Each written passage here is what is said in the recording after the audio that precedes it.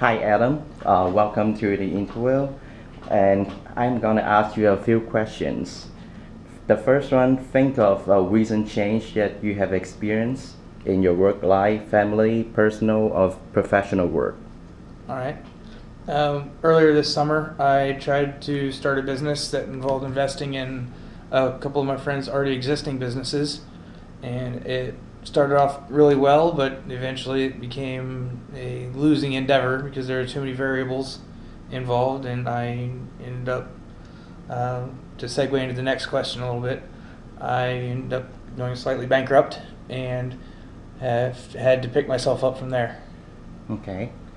So, what makes you fail in your business? I tried too hard in one area. I focused too much energy on one client, Okay. and that client wasn't dedicated to what they were doing. Their business was not successful because they weren't interested in being successful, and I put too much effort into that one client, and I ended up getting in too deep, so to say. So my second question would be, looking back at this change, did you experience a sense of loss?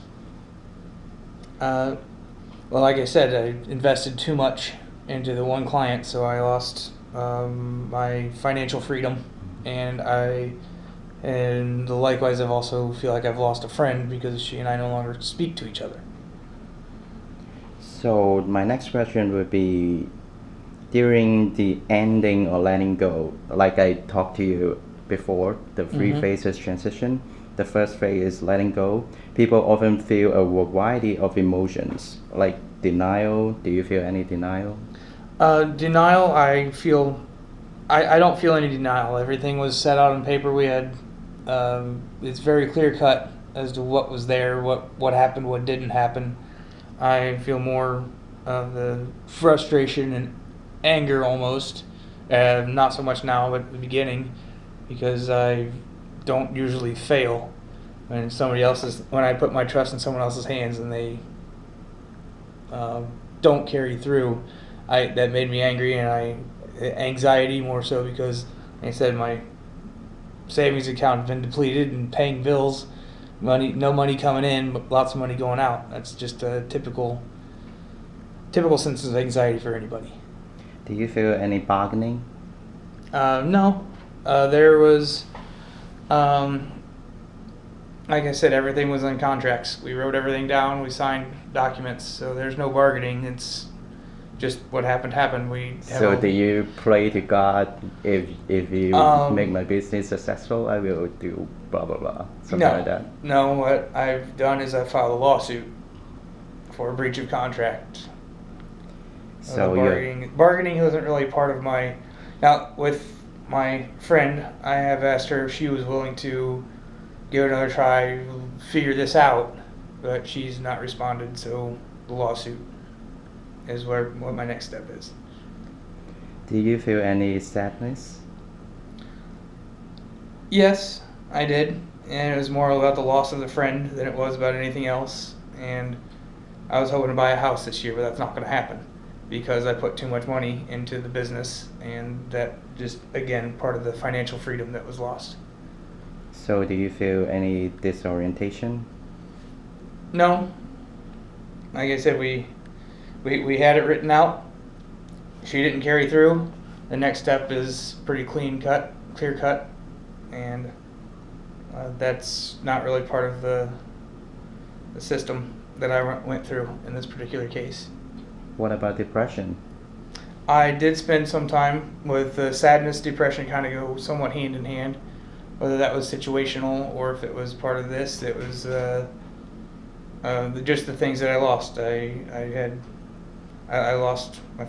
lost a lot of things, and that did cause some depression and sadness. I mean, it was anger and anxiety were the ones I felt the most, but there's a lot of those two emotions wrapped up in there. So among those emotions I mentioned before, which one did you feel the most? Um, the sadness Not really. So the anger and anxiety, like I said, anxiety was probably the number one. Anxiety kind of led to the others. It kind of blankets down into those other three because anxiety is hard to shake, and when you feel that strongly, it tends to lead to those other three emotions. So how long did this negative emotion last? Um, it lasted in an unreasonable amount of time or unreasonable level for about a month. It still comes and goes because I still haven't quite gotten quite back on my feet, but it's alleviated tremendously. I'd say for about a month is when it was bad. So during this month, what did you do? I took a break. I went on vacation. Went backpacking in the Appalachians. Drove through Tennessee. Went to my childhood home. Just did things that I like doing. Took a break. So my next question is, during the time between your change and loss and your new beginning, how would you describe your life, your experience? It was rough, but there was a lot of good friends around me that didn't necessarily know exactly what I was going through, but they kept me positive, and they kept reminding me of the good things that I still had. Like I still have my truck, I still have my ability to go camping and backpacking, and I still have all the things I love you can't necessarily buy with money. And even though I don't have the financial freedom to go enjoy them, they're still there. And it was particularly hard when I realized I couldn't afford to go to school for a little while, but now I've got a job that's going to allow me to do that, and so it was just a rough transition getting back on my feet, back into the game. As I observe, as my observation, you are kind of an upbeat and positive worker in Wiley. And do you feel your personality changed during that month? Ever so slightly. The personality didn't change, but the habits I had. I'd sit on the couch and watch TV, and I don't hardly ever watch TV. I like to be outside doing stuff. So my next question would be, were you more creative about your effort? I was definitely more creative in the way that I got out of my anxiety, the anger that I felt at the time.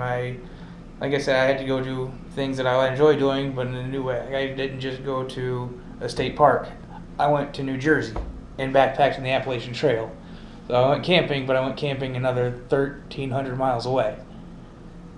And I expanded my horizons, and just maybe that's not creative, but it's definitely a change. It's a new. So the next question is kind of similar. Were there opportunity for doing things differently or in a new way? Like doing things faster, to come up with a more efficient way to do things? Not necessarily so much with the conflict or the change that I had in life, but just in general things that I already enjoyed doing. Like I said, I went backpacking. I learned I repacked all my gear so it's more efficient. So I know where everything is, and I rebuilt the brakes on my truck so they would stop.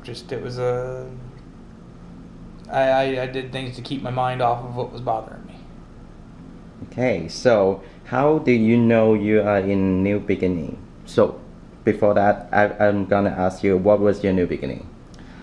I guess finding the job here at Wiley. I went to school at Purdue years ago, and a friend of mine works here as well, and he helped me get the job here. And it's similar to careers I've had in the past, but it's just it's a job that I know I can do with benefits and things that I was looking for before. So it's definitely something. It's a new beginning for me because I haven't been in the restaurants for a long time, but I'm getting back into it, and it's a job I enjoy. So did this new beginning help you get over the... Yeah, it did. Not in the same way as just having yeah, it did. Quite a bit, because am getting back to having that financial freedom that I enjoyed, because I have income that I can manage, and I know how much I'm making, and I know that, so I have that stronghold again. So, how do you know you are in the new beginning?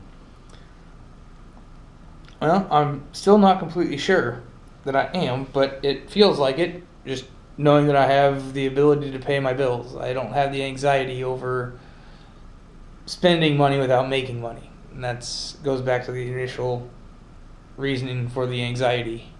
So, do you mean your new beginning is the first day that you get paid? I guess so, yeah. So, what advice would you offer someone going through a major change and transition in their life like you? First and foremost, stay positive. It's hard to do, and it's the hardest thing in the world to do when you have the world coming down on you.